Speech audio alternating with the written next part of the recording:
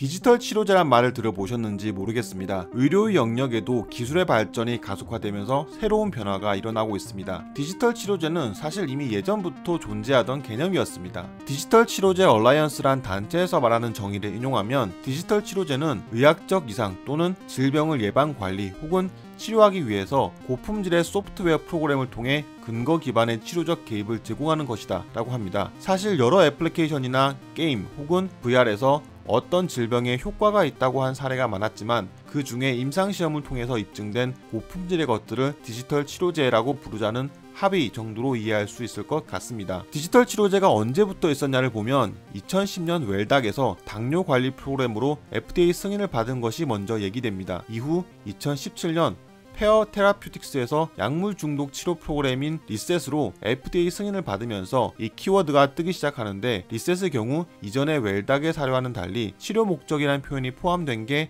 다른 부분입니다. 이번에 새로운 디지털 치료제에 도전하는 기업이 있는데 바로 바이오포미스입니다. 이 바이오포미스는 보스턴에 기반을 두고 있고 지금까지 1억 4,500만 달러의 자금을 조달했으며 350명의 직원이 있습니다. 이 바이오포미스에서 개발 중인 바이오바이탈스 HF는 신부전 약물 모니터링을 위한 플랫폼입니다. 최근 FDA에서 이 바이오바이탈스 HF를 혁신기기 프로그램으로 지정했습니다. 이것이 FDA 승인을 말하는 건 아니지만 신속한 검토 프로세스를 허용하고 개발 과정에 있어서 연방기관의 전문 지식에 액세스할 수 있도록 한다고 합니다. 이 바이오바이탈스 HF에 대해 이 기업의 창업자 라지풋은 리드 디지털 테라피라고 표현합니다. 의사는 신부전 환자를 치료하기 위해 여러 약물을 처방하고 시간이 지나면서 용량을 변경해야 할 수 있습니다. 이 바이오바이탈스 HF는 웨어러블 장치에서 데이터를 수집하고 분석해서 환자가 퇴원한 후에 약물 복용량을 적정량으로 조정하는 것을 목표로 합니다. 이 플랫폼은 심박수, 호흡수, 심박 출량 등의 데이터를 수집하고 앱에 환자가 자신의 증상을 보고할 수 있고 의사는 검사 결과를 입력할 수 있습니다. 라지풋의 표현에 따르면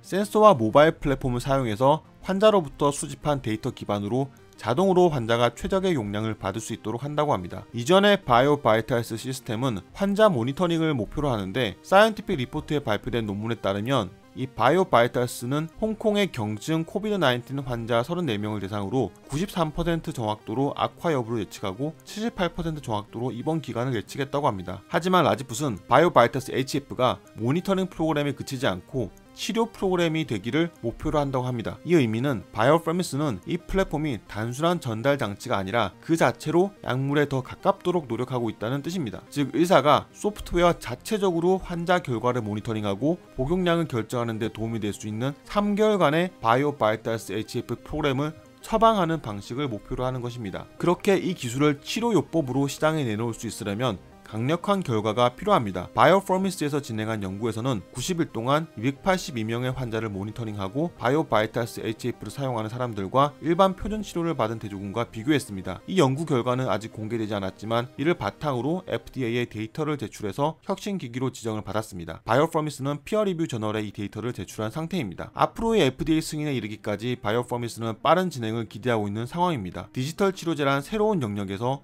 기술이 만들어내는 변화에 대해서도 주목할 필요가 있을 것 같습니다. 다음에도 흥미로운 이야기로 찾아오겠습니다. 다큐리스였습니다.